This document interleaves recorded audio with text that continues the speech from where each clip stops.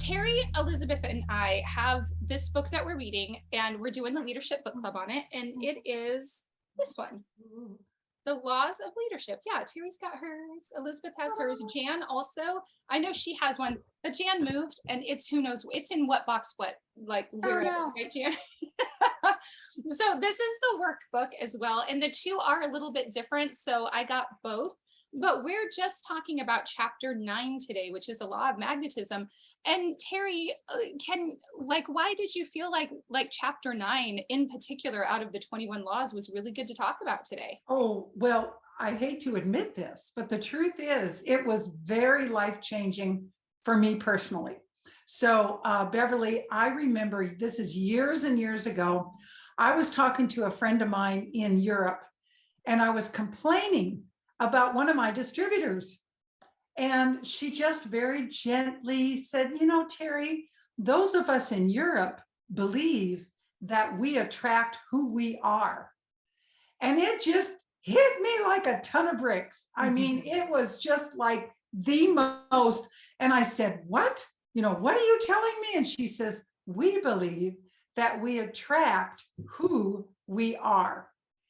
And I had to think about it for weeks, you guys. No one had ever, this is way before John Maxwell. I'd never read John Maxwell. So it was life-changing for me on a personal level. I had to look in the mirror. I had to begin to understand why I was attracting, you know, a certain people or person into my life, and realize that I actually was the one that needed to change in order to attract different people into my life.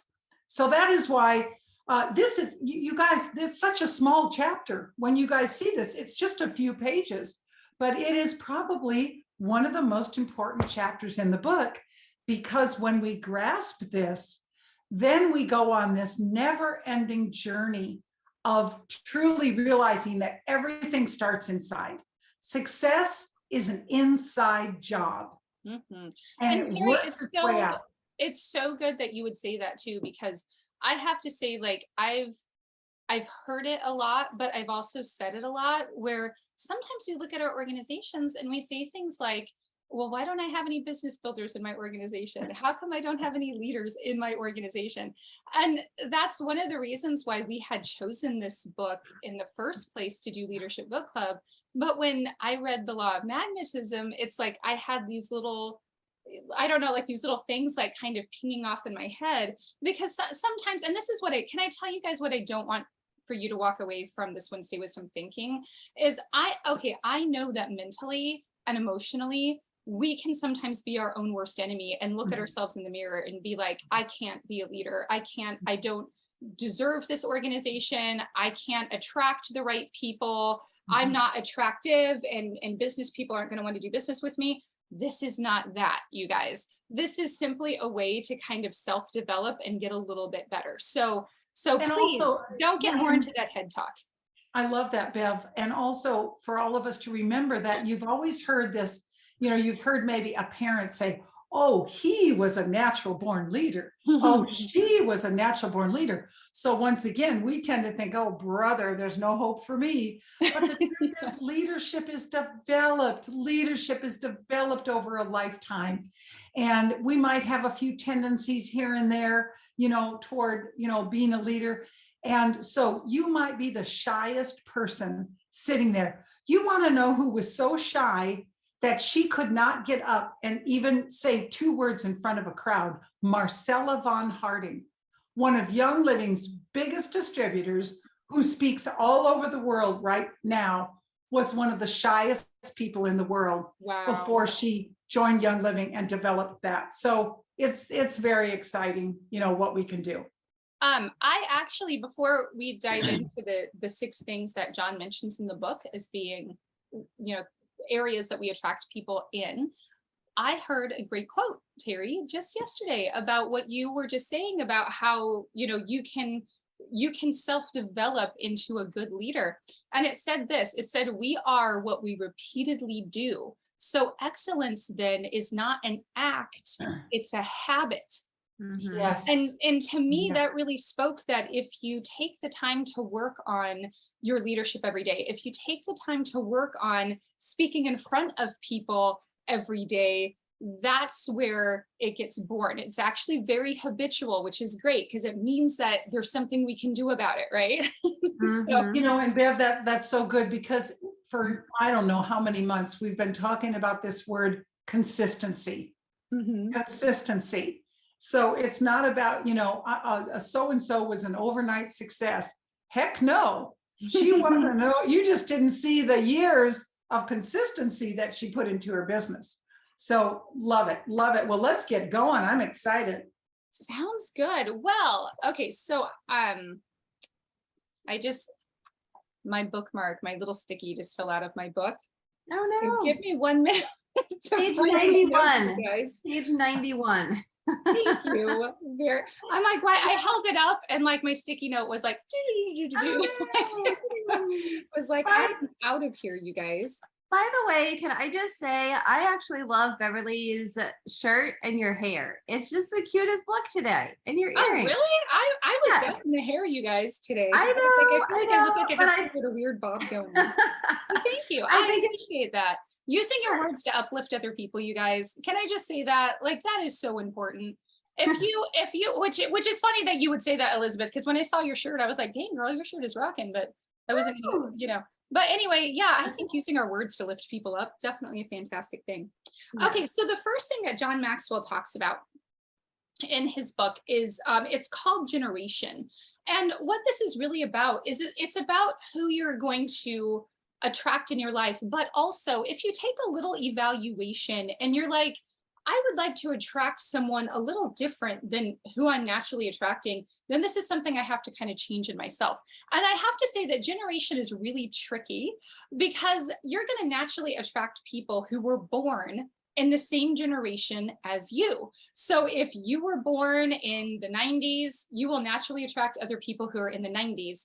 But you will also, so if you look at the year that you're born, you're going to naturally attract people who are 10 years younger and 10 years older than you are. Okay. You're from the same generation. And it's really funny because you see a lot of things on Reels and TikTok where people are making these generational videos like Gen Xers look like this and Gen Yers look like that. And everybody laughs because it tends to be the truth, right? Like you don't want to come at the greatest generation because they will drop you and they're in their 80s, you know? So it's so funny because it's so true. But what I wanted to speak to when it comes to generation is that it is possible to attract someone who is outside of that natural generation for you.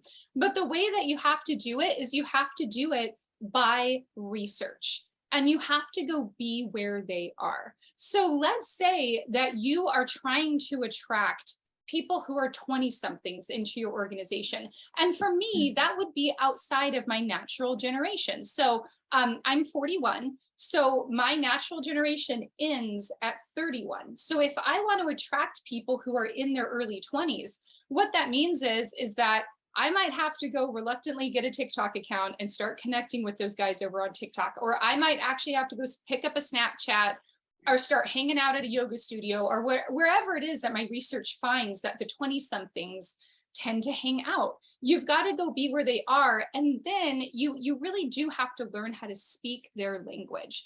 Right now with me having kids in the house, I feel like what I know about the cool words that the kids are saying these days, it's extended a little bit because they bring that into the house with them.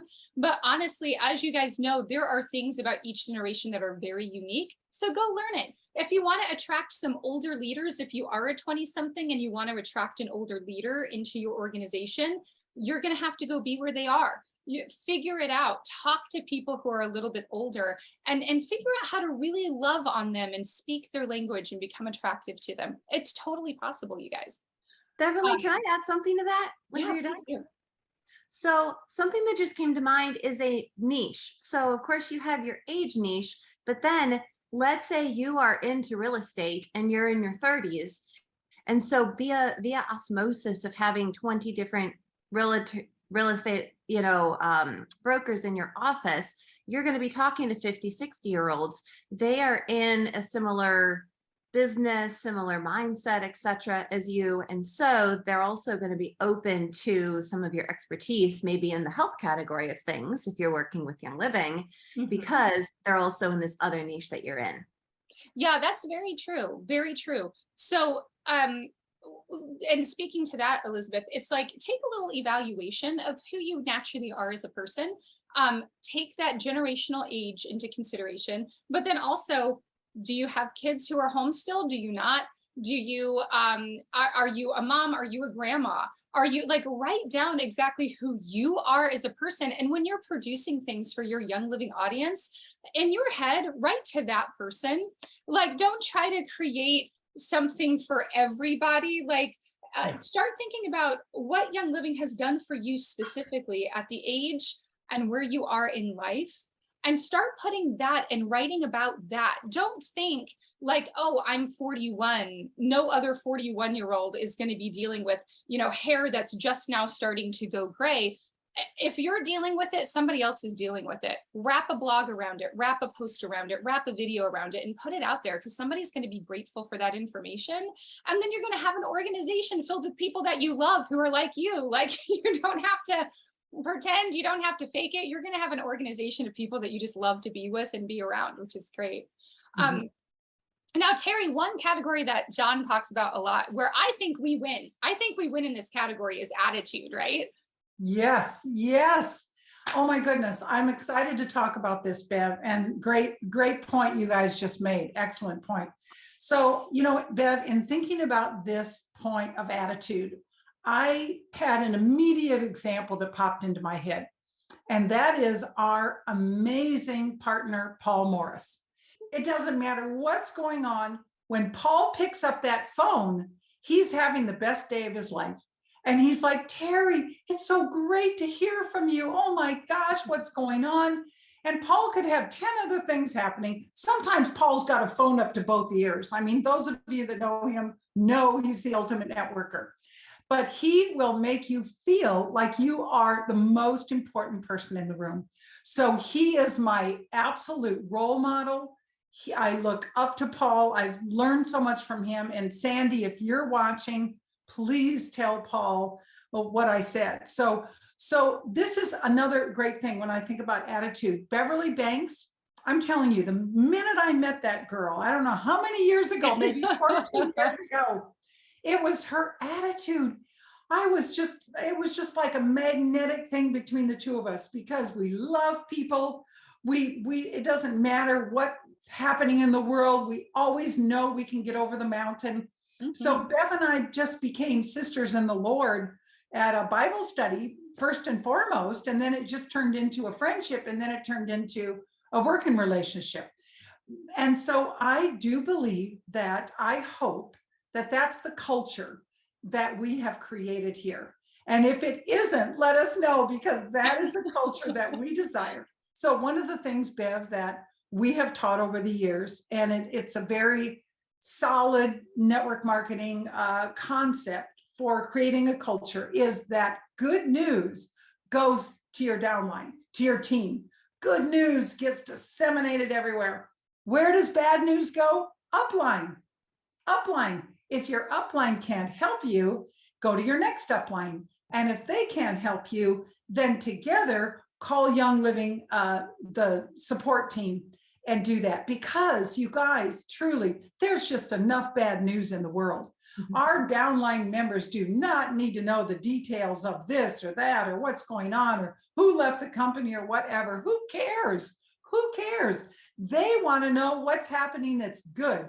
Now, this is why I always encourage you guys on Wednesday Wisdom to jump on and give a testimonial. So I'm going to be the leader right now and share what happened yesterday. Are you ready?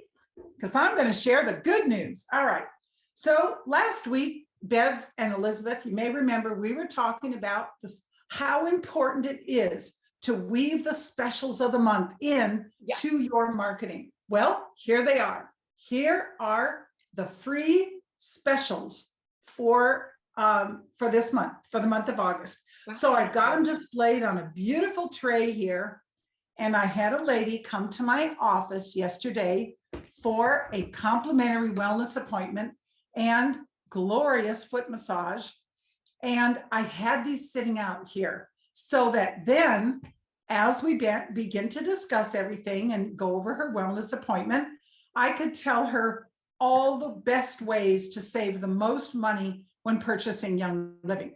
So then, of course, you guys, I had my August specials printed out on my clipboard so that I could easily show those to her. And also, as we talked about last week, had the, here's the wellness form, had the loyalty rewards points printed out and to show that to her. And in any case, it was so much fun and it was easy and it was no stress. And of course, we have a beautiful new member of the Royal Dream Team as of yesterday. Yay, yay. So you guys, share the good news. Even if you didn't sign somebody up, if you had a good appointment with somebody, and please jump in on the Royal Dream Team, because we don't want to just talk to ourselves. We want to hear from you guys. We want to hear your stories. What are you doing? What is successful? Because that just gets everybody excited. So I will tell you, there's one thing about attitude. Let's say you really are having a really bad day. I mean, you really are. Don't make phone calls. I'm sorry. Don't just jump on the phone and, make your callbacks. Go for a walk, get your supplements, whatever, do your prayers, Write a log, do something where you're not talking to people, but you're productive. Go to the woods. Exactly, Elizabeth, exactly. So there you have it. That's attitude. That's awesome. That's fantastic. Maintaining a good attitude, you guys, is like, it's important. And I know that it can be difficult sometimes, but I do have to say, like, I'm a little bit lucky because I do feel like the good Lord made me a naturally optimistic person. And so usually having a good attitude isn't something that I struggle with. So I know for you guys who might struggle with that, like, I know some people came out of the womb like a little grouchy, you know what I mean? Like, God made us all different, right? So I see Carol, Jan, I see you guys laughing up there. So also though, just a little side note with attitude, I think that the emotional oils have to be one of the best things that Young Living has and has created for us. Yeah. And if you're needing help with your attitude, allow those oils to help. And I'm telling you, the oil of joy, you guys, it has saved me more than once. Popping on a little joy. Yeah, see, Terry has it by her computer. See, in my office downstairs, I have it by my computer as well. And the other thing is too, is if you know you have to have a difficult conversation, toss on a little bit of white Angelica. It's going to just help you to kind of leave it out there and not absorb it in here. Yeah. Joy is really good. Inner child is really good. Stress away is really good. So if you are looking for a little help maintaining a positive attitude, Young Living can definitely help you out. So something else that John Maxwell mentions that I think is really unique, and I haven't heard it anywhere else, is actually about your background, like who you attract in your background. So I know, Elizabeth, in the clubhouse today, we were talking a little bit about great grandparents and great grandparents and stuff like that, which all have to do with your background. But anyway, what do you think about that? Well, I feel like the aspect of background is an important thing. And I kind of jumped on that in the first point on generation, but it just has to do with assessing the things that you've done in your life so far. Maybe it's been a previous occupation you've had, interests that you have. I'll use myself as an example, which is, and real quick, in John Maxwell's book, the first thing, he gives an example, and he actually talks about Theodore Roosevelt.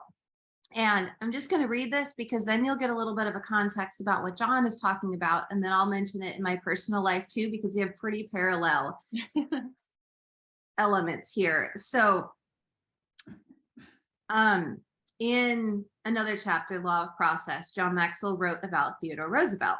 And one of Theodore Roosevelt's memorable accomplishments in his daring charge up the San Juan Hill in the Rough Riders during the Spanish-American War. So Roosevelt personally recruited the All Volunteer Cavalry Company. And it was said to be a remarkable, peculiar group of people because it was comprised primarily of two types of men: wealthy aristocrats from the Northeast and cowboys from the Wild West. Why? Because TR was an aristocrat born, Harvard educated New Yorker who turned himself into a real life cowboy and big game hunter in the Dakotas of the West.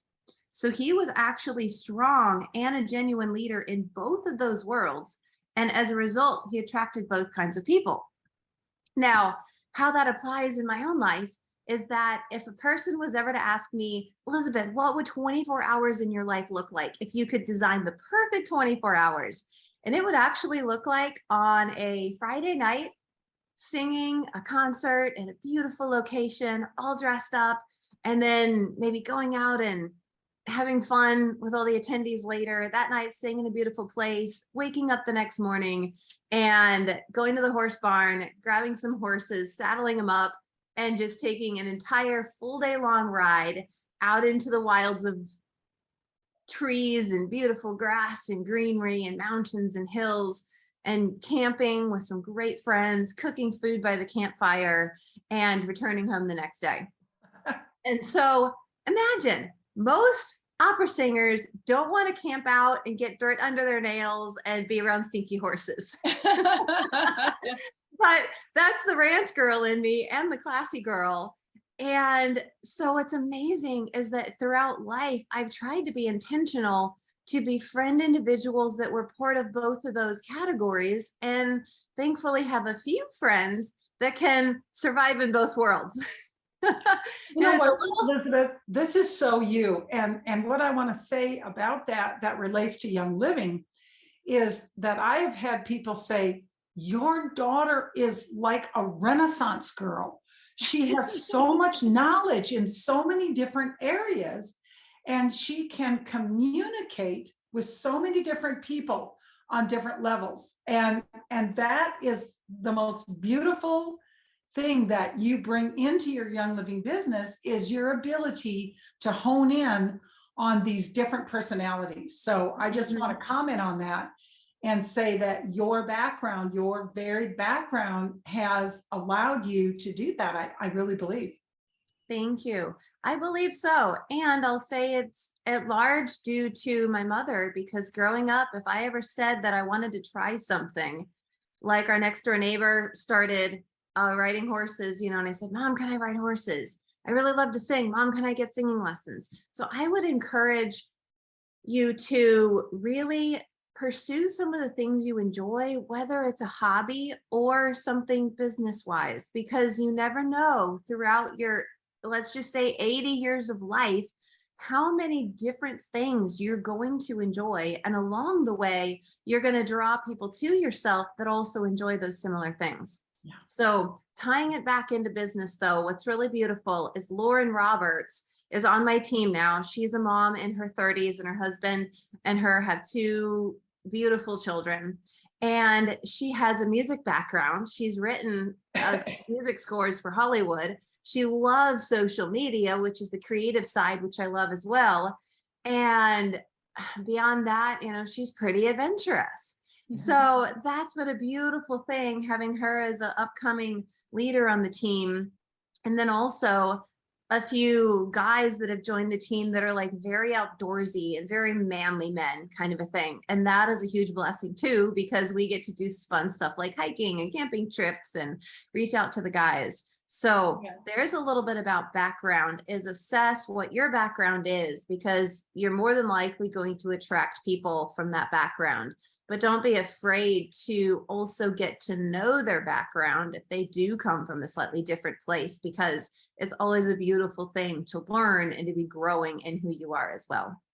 Yeah, and I would say too that understanding somebody's background is really key to understanding what they're passionate about. Yes. And as I believe that Vicky Opfer or Deborah Rayburn, I forget which one of the two says this, but they say that if you can take somebody's passion and allow them to use that natural passion in their Young Living business, they're really a lot more likely to be successful. If they're already passionately pursuing riding horses and you can teach them how to use essential oils with their horses, that's going to be something that they'll really talk to a lot of people about, and their business will begin to naturally grow just by simply using their passions.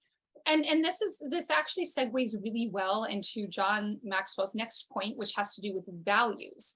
And I think a lot of your values actually come from your background, but taking that, because I know that values can really go a lot of different ways.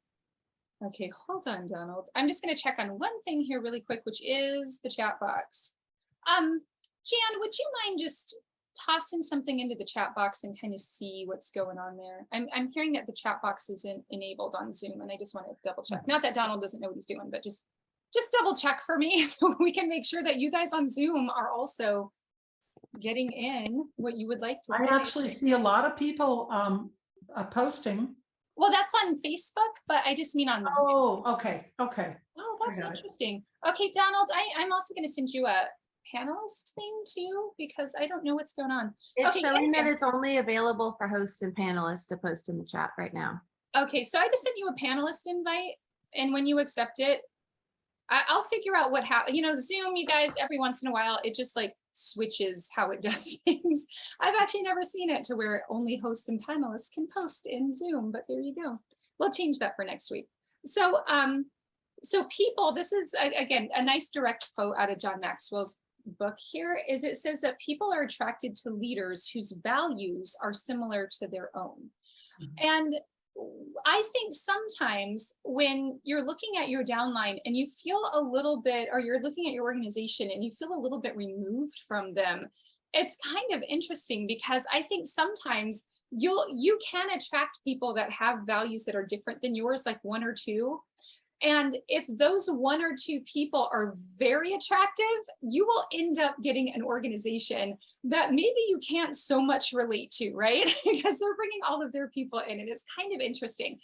But here's the thing about values. So we were just talking about some people who are optimistic and other people that you just know of who are grumpy and things like that. What you value, you will attract people to you who value what you value, both to the positive and to the negative. And this kind of speaks a little bit into what Terry is saying about positive things going down and negative things going up. I know sometimes we can hear that and you can think, well, what I'm having a bad day, so I'm just supposed to pretend like everything's okay. And I think I've also heard it called toxic positivity, or like positive washing, or like whitewashing information so that bad stuff doesn't get to the downline. And that's really not what that statement is supposed to do. What that idea is supposed to help with is to attract people who value the same thing you do, so that you don't get an organization that's just filled with people who only see the negative. Like, you don't want a bunch of people who only see the negative and just a few people who only see the positive, because those guys it can be a little bit difficult and a little bit heavy on your emotions to have an organization filled with people who only see the negative. I think with just about anything out there, there is both negative and positive, okay? There's gonna be a balance. Nobody's gonna be perfect. My leadership isn't gonna be perfect. Terry's isn't gonna be perfect. I mean, we're all gonna have cracks and holes in our leadership, right? And so if you have an organization of positive people, those people are going to they're going to reach out, and in a positive way, they're going to offer up good constructive criticism and be like, Bev, listen, I love these 5 things that you did, but you're doing this one thing that's driving me crazy, and we can turn our ship, right? But I'm telling you, if you have nothing and you attract nothing but an organization of people who just see the negative, it can be really tough. Like, you can be receiving those negative calls all day long, and it's like, oh my gosh. So if you're looking at your organization and you're finding that the values that are leaking through that organization are maybe not ones that you're aligned with, double check your own value system, and not just your value system, but double check what comes out of your mouth and what you display to other people. Because if the only time you call somebody is to complain or offer criticism, even if it's constructive, that can lead to, attracting people who might be a little bit more on the negative side than you'd like them to be. Did I drop that information gently enough? I hope Good nobody's job, walking Beverly. away going, Beverly, you're participating in toxic positivity. That's not what I'm trying to do. I'm just trying to say there's a reason for it. There's a reason why that idea is out there. And it is not to get you to squash your emotions or how you feel about something. I'm just saying. And then, Bev, I should mention too that when we have leaders, we have, golds and platinums and diamonds in our organization. Of course, we're going to share important information company-wide with them. But we're just not going to spew it out on social media and, things like that. It's just absolutely unnecessary. And so truly, our thoughts have frequency just like the oils. And those frequencies go into the atmosphere. So check your thoughts too, not just your words, but your thoughts, because they go into the atmosphere and they create things in your life. So it's just a beautiful thing. Yeah. Boy, in the season I'm in, I'm struggling with making sure that my thoughts are thoughts of health and healing. And, it's so easy to get into fear and all these other things. And it's just really, really important to say, well, what does our creator think about that? What does he think about that? What does he say about me? Yes. And Michelle, go there. oh, I'm sorry. I didn't mean to No, stop. no, go ahead. Michelle actually brings up a really good point over on Facebook. And it's very interesting because we actually talked about this exact subject this morning in Clubhouse, which was about journaling. And what Michelle says is that you definitely need to deal with your emotions. And she says a simple tip is to journal it out, both the good and the bad, so you can go back and reread the positive and get out the negative without hurting anyone else. And can I just say the side note, and I know that this is a little bit of a bunny trail, but I think that, again, I think it's just so, so good. I was reading a blog about having very good morning routines and nighttime routines. And one of the things that they said about the nighttime routine is when you're journaling, and you're journaling out those negative emotions, take some time as well to journal about not just your successes, but your achievements. What have you achieved that day? Because so often when we are setting our goals for the next day, you can be like, well, I didn't get this done. It's going to have to go in for tomorrow. Didn't get that done. It's going to have to go into tomorrow. And you also need to take the time to look and go, oh my gosh, you know what I actually did today? I successfully got out of bed on time. And I did a little bit of journaling this morning. Like, those are two achievements that I can take pride in. I got on Wednesday Wisdom today. We did Clubhouse Day. Great. Those are two achievements that you can take pride in. And so just taking time to analyze that achievement, speaking of frequency, not only does that keep your frequency nice and positive, but you really encourage yourself to get out of bed better the next day and start achieving things. So instead of just being like waking up and being like, oh, I feel the weight of everything that I didn't get done yesterday, you go, you know what? I want my achievement list to be even longer. And now you're positively connected to achieving instead of negatively connected to things you didn't get done. So excellent point. Excellent point. Okay, well, speaking of staying positive, the next point that John Maxwell talks about is actually energy.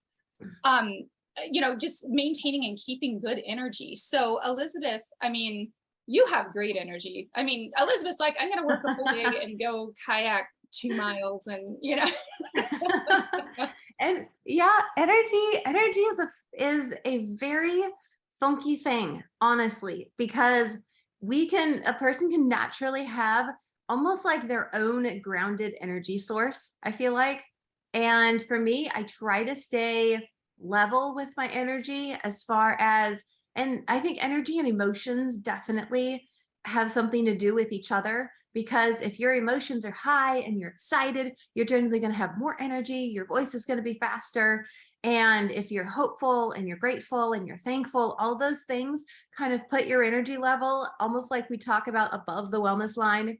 If you are disappointed, sad, grouchy, etc., you're kind of below the wellness line on that energy level and on that emotional level. And so like Mother said, whenever you're going to make hair calls, do what you need to get into the right headspace and energy space so that you sound like a person they really want to be talking to at that point in their day. My goal when I pick up the phone to call somebody, especially in my young living organization, but even with friends and family, is that my goal is to be in a place to hopefully kind of meet on an even playing field or somehow help make their day better. And that's just always my goal when I get on the phone or when I get together with somebody, is to help make their day better. Now, granted, there are going to be those friends that you know you can be real with and you can talk about life's issues with, and you can call your upline and talk about challenges and things like that. I'm not saying don't be real, but when we are trying to attract people into our business, new customers, and or help educate and train and keep our leaders going and our customers going, come with that energy level that is attractive to them, that they're going to want to grab onto, whether they're at the same or a little bit lower, they'll grab onto your energy, and you'll see that throughout your conversation, they'll start to meet your energy level. At the same time, um, there's a little bit of an art to reading where a person is at the moment, and not that you necessarily match them or take your energy level down, but you don't want to be chip, chip, chip, chip, chip, chip, chip, chip, as they're like, oh, I just didn't have the best day, and your answer is like, oh, it's gonna be great, you're just gonna be fine, just like, come on, just have a great day. That doesn't work. They're not going to enjoy that conversation. Yeah. Yeah, Right? that's a great point. Like you do want to make sure that if you are intentionally trying to raise somebody's energy level, you do need to meet them where they're at. Like, don't Meet them, meet them at bring them up. level 8 and hope that they'll just jump in and join you. It's like if your friend is having a hard day, or if your downline member or whatever is having a hard day and they're reaching out to you because they're having a hard day, go to hear Mm-hmm. and really empathize with what they're going through, and make sure that they know that you heard them and that you understand before you go looking for ways to Mhm. move on. Because I think um letting people know that you really understand, like, I totally get it. I have been frustrated in my life. I have wished that that I could get my organization to grow faster, or things like that. It's like, whatever that bit of frustration is, find a way to empathize with it, and then Mm-hmm. everyone can kind of move on and start looking for solutions. But no one's going to listen to your solution if they feel like you're just ignoring their emotions and you don't really care about how they feel in that moment. It's a Yeah. good practice, you guys. It's good to and I say practice because it doesn't always come naturally. Like, sometimes I'll just get so excited about life. I'm like, oh, you're sad, well, that's okay. Have some of my sunshine. And it doesn't always work that way, you guys. So But sometimes people are sometimes not ready we for your just, sunshine. yeah. And honestly, have you ever felt that really like you just need somebody to like sit on the couch next to you and give you a hug and just say it's gonna be okay? But they're not up here. They're like, okay, I'm here for you. And it is that like they meet you where you're at and you're just so glad, because sometimes your energy is spent and you just don't even know how to bring it up. Oh yeah. So yes, don't Yeah, be fake. here, I know in the South it's a thing. Um, it probably is all over, but sometimes, if somebody's going through something really hard, you just kind of you go, okay, you guys, we're just going to go over here. We're just going to go sit. And that literally means that you just go sit and you do whatever it is that you might be working on something, journaling on something, doing something, but you are literally just physically sitting there just in case that person needs something, just in case they feel like saying something, or they might say, I need a glass of milk, or whatever the case is. It's like your job is literally just to go sit there. And so there'll be people that, I mean, you'll get a phone call and be like, yeah, she just had a baby. Hey, you want to go sit? I'm going to go at noon. And you legitimately just go sit and just do nothing for a couple of hours, and then you leave and you go on your way. It's like sometimes people need that. You just gotta go sit. Mhm.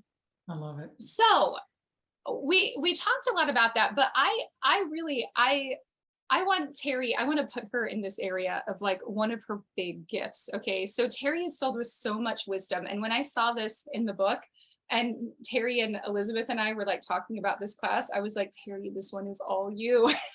Because she has so many videos. She has some great videos too on her YouTube channel about it as well.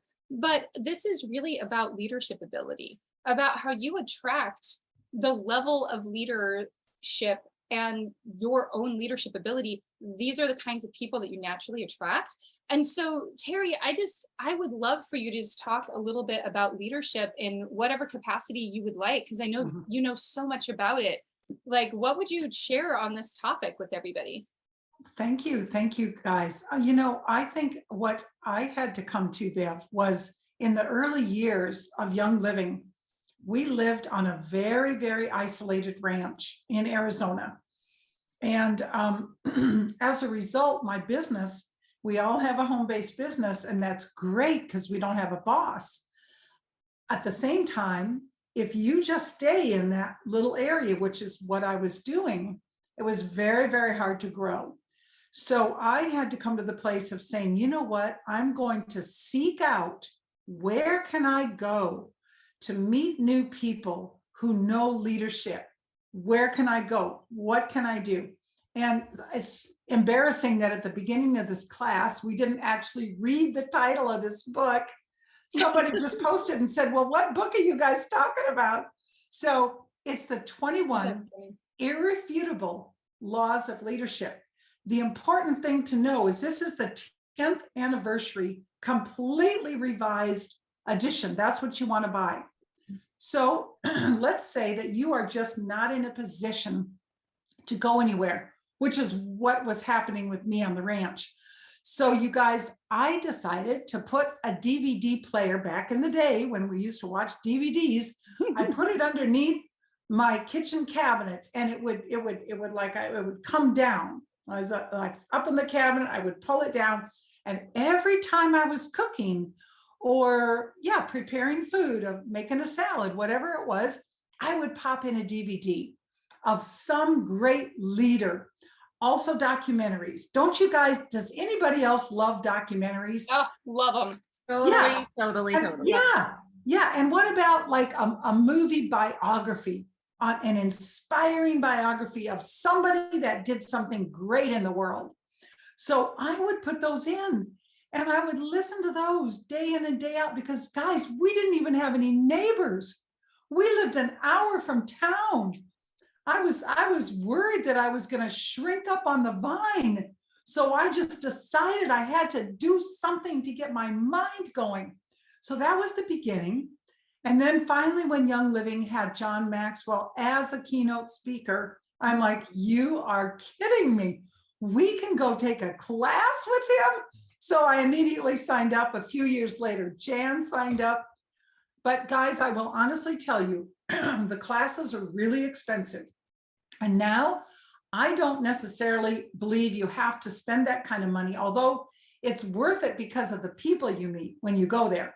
But if you guys pick up any one of John's 120 best-selling books, who do we know that's written 120 books in our lifetime? Who do we know? Pick up one of his books. Take your yellow highlighter. Always read a book with a yellow highlighter. Go back and read that yellow highlighted part 2 more times. So you've read it a total of 3 times. That leadership quality will get in your spirit, and you will start to see yourself acting differently. And Jan will testify to this. As the youngest of 5 children, by the time I came around, and I was a surprise, my parents were not going to have a 5th child. They didn't have the money. By the time I came around, they're like, oh, let her do whatever she wants. We're just tired of raising kids. It was hilarious. Jan gives you a thumbs up with that one. I mean, Jan will tell you, I was the prima donna of the family. Hilarious. There is no getting around it. So my whole life has been overcoming this idea. Oh, well, I think I should be able to do this, and I think I should be able to do that. And, it's just, that prima donna attitude. And so we all know that you cannot succeed in network marketing if you're a prima donna. You cannot.